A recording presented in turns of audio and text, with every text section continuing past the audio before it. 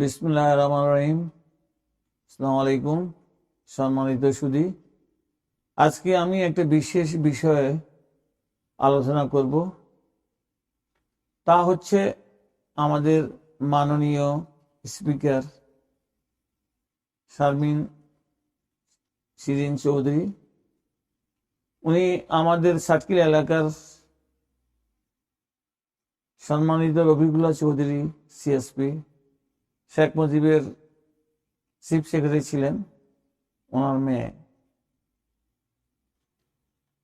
এই শিরিন চৌধুরী উনি ব্যক্তিগতভাবে একজন ভালো ছাত্রী ছিলেন এবং ভালো রেজাল্ট করে উনি পাশ করেছেন, ঢাকা বিশ্ববিদ্যালয় থেকে ল থেকে পাশ করেছেন এবং ওনার বিদ্যা বুদ্ধি ওনার বাপের মতোই। রফিকুল্লাহ চৌধুরী পাকিস্তান আমলে ইস্ট পাকিস্তান ছাত্রলীগের প্রেসিডেন্ট ছিলেন, পরে সিএসপি হয়েছিলেন এবং আইয়ুব খানের আমলে তিনি 303-তে পড়ে চাকরিও হারিয়েছিলেন। একটা গল্প হচ্ছে যে শেখ মুজিব যখন আগরতলার ষড়যন্ত্র মামলায় এই বাংলাদেশের সেনানিবাসে অধীনে ছিলেন, তখন শেখ মুজিবের আমলে শেখ মুজিবের পরিবারে খুব অভাব অনটন ছিল। সেই মুহূর্তে রফিকুল্লাহ চৌধুরী শিরিন শারমিনের পিতা আমাদের নেত্রকোনার এসডিও ছিলেন। সে এসডিও থাকাকালীন রফিকুল্লাহ চৌধুরী শেখ মুজিবের ফ্যামিলিকে অনেক দান অনুদান করেছেন, ওনাদের অভাব অনটন মিটিয়েছেন। সেই হিসাবে শেখ হাসিনা ব্যক্তিগতভাবে রফিকুল্লাহ চৌধুরীর কাছে তারা একটা কৃতজ্ঞতা বোধ ছিল তাদের। সেই হিসাবে শেখ হাসিনা শিরিন শারমিনকে নিয়ে এসে স্পিকারের পদে বসিয়ে দিয়েছেন। সেই স্পিকারের পদটি অ্যাকচুয়ালি অত্যন্ত গুরুত্বপূর্ণ পদ, যা একজন সম্মানিত পদ, যার পূর্ব অভিজ্ঞতা অবশ্যই দরকার হয়। কিভাবে হয়? সে একজন পূর্বে পার্লামেন্টে ছিলেন, পার্লামেন্টের মেম্বার ছিলেন বা কিছু ছিলেন, এবং তিনি একটা রাজনৈতিক দলের নেতা ছিলেন এবং ছাত্র দলের নেতা ছিলেন। কিন্তু শিরিন শারমিন উনি ছাত্রী ভালো হলেও উনি কোনো ছাত্রী সংগঠনের সাথে যুক্ত ছিলেন না, কোনো রাজনৈতিক দলের সাথে যুক্ত ছিলেন না এবং উনি কোনো সময় কোনো ভালো পজিশন হোল্ড করেন নাই। শেখ হাসিনা ওনাকে বসিয়েছেন একটা বিশেষ কারণে, সেটা হলো কৃতজ্ঞতা। আর দ্বিতীয়ত হলো শিরিন চৌধুরী হাসিনা যা বলবেন তাই শুনবেন, এর ব্যতিক্রম শিরিন চৌধুরী কোনোদিন যাবেন না। সেই হিসাবে ওনাকে পুতুল হিসাবে শেখ হাসিনা শিরিনকে বসিয়েছেন। উনি ইয়েস নো থ্যাংক ইউ ছাড়া আর বেশি কিছু বলতেই পারতেন না, কারণ ওনার সেই পলিটিক্যাল ক্যাপাসিটি ছিল না। তাই আমি বলতে চাচ্ছি, একটা দেশে শাসন করতে গেলে একটা পার্লামেন্ট যেখানে আইন প্রণত হয়, সেই আইন প্রণতার স্পিকার যে কত চতুর্মুখী জ্ঞান থাকতে হয় তাহা বলা বাহুল্য। আমরা যুক্তরাষ্ট্রে দেখতে পাচ্ছি, যুক্তরাজ্যে ইভেন কি ইন্ডিয়ার মতো জায়গায় পার্লামেন্টের স্পিকার অত্যন্ত দক্ষ ব্যক্তি হতে হয় এবং যার পূর্বে পার্লামেন্টের বিষয়ে আইন প্রণয়নের বিষয়ে অনেক অভিজ্ঞতা এবং জ্ঞান থাকতে হবে। এবং উনি সব কথায় শুধু ইয়েস আর নো বললে পার্টি লেভেলে ভোট হবে, আর উনি ইয়েস নো বলে থ্যাংক ইউ বলে চলে যাবেন। এইটা তো একটা আসলে পুতুল খেলা হয়ে গেছে, যা যা আমার মতে আর কি। এরকম একটা দেশে হওয়া উচিত নয়।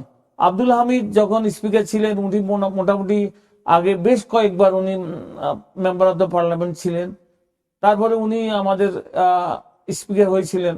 অবশ্য তার যথেষ্ট ব্যাকগ্রাউন্ড আসছিল বলেই তিনি স্পিকার হতে পারছেন, এবং তিনি যখন স্পিকার ছিলেন তখন উনি ভালোভাবেই আমাদের সংসদ চালিয়েছিলেন।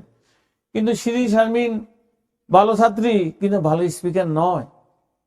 আমি এটা দৃঢ়ভাবে বলতে পারি, ভালো স্পিকার হতে হলে ওনাকে আমাদের সংবিধান বিষয়ে অনেক জ্ঞান থাকতে হবে এবং নতুন নতুন বিল আসলে তা কিভাবে সংশোধন করতে হয় বা সংবিধানে সংযুক্ত করতে হয় তার জ্ঞান থাকতে হবে। সেই জ্ঞান শিরিন চৌধুরী ছিল না, কারণ তিনি কখনো মেম্বার অফ পার্লামেন্ট ছিলেন না। তাই আমি বলবো, হাসিনার এই যে পুতুল খেলা পার্লামেন্ট নিয়ে, এটা অত্যন্ত অবিবেচকের কাণ্ড হয়েছে, যা আমার মনে হয় না পৃথিবীর কোনো দেশে এরকম ঘটনা হচ্ছে। সব দেশে মোটামুটি মেম্বার অফ পার্লামেন্টের যারা আইন প্রণেতা বলা হয়, তো তাহলে আমাদের দেশের এই আইন প্রণেতা যারা, ওনারা কয়টা বিল পাস করেছেন আমি তো দেখি না। শুধু শেখ হাসিনা কয়েকটা বিল উনি দিবেন, সেটা পাস হবে, উনি বিল দিবেন সে পাস হবে, সেটা প্রধানমন্ত্রী সেক্রেটারি থেকে অলরেডি এটা পূর্ণ খসড়া হয়ে এসেছিল। তাই অনেকে বলে ইয়েস নো এই বলে শেষ। কিন্তু আমি দেখি নাই কোন একজন, এবং তোফায়েল আমাদের মতো একজন দুঃখা পার্লামেন্টারিয়ান, তারও এমন কোনো কথা বলতে আমি কখনো দেখিনি। তারপরে অন্যান্য আরো দুই একজন ছিল, অনেকে তো আওয়ামী লীগের ছিলেন। আমাদের মালিক উকিল সাহেব ছিলেন নোয়াখালীর স্পিকার, উনি একজন দক্ষ পার্লামেন্টারি আমরা বলে থাকি। যা হোক, এইবার শেখ হাসিনা 3 বার পর শেখ হাসিনা প্রধানমন্ত্রী হয়েছেন এবং শারমিন শিরিন চৌধুরীকে স্পিকার বানিয়েছেন। সেই স্পিকার আমাদের জাতিকে কি দিতে পেরেছে না পেরেছে আপনারা বিচার করবেন, আপনারা যোগ করবেন। কয়টা বিল হয়েছে, কয়টা সংশোধনী হয়েছে, কয়টা বিল মেম্বাররা উত্থাপন করেছে, মেম্বাররা ঠিকই তো সব সরকারের সুবিধা নিয়ে নিচ্ছে, স্পিকার সাহেবও নিয়ে নিচ্ছেন, বাড়ি গাড়ি যত কিছু আছে সবকিছু আমাদের জনগণের ট্যাক্সে ওনারা আনন্দ এবং উপভোগ করতেছেন এবং বিলাস বহুল জীবন যাপন করতেছেন। তাই আমি জাতির কাছে এই কথাটাই রাখবো, আপনারা ভবিষ্যতেও বিচার করবেন যে একটা পার্লামেন্টারি কি কাজ নয়, সে কি করবে না করবে, একজন স্পিকার কি করা উচিত কি করা উচিত নয়, আপনারা বিচার করবেন। তাই আমি আমার কথাগুলি, আমার যে ফিলিংস হয়েছিল সেই ফিলিংস অনুসারে আমি আপনাদের কাছে প্রতিবেদন করলাম। এটা একটি অপ্রিয় সত্য কথা, আপনারা এটা বিচার করবেন। আল্লাহ হাফেজ। আপনাদের সকলের সুস্থ স্বাস্থ্য কামনা করতেছি। ধন্যবাদ।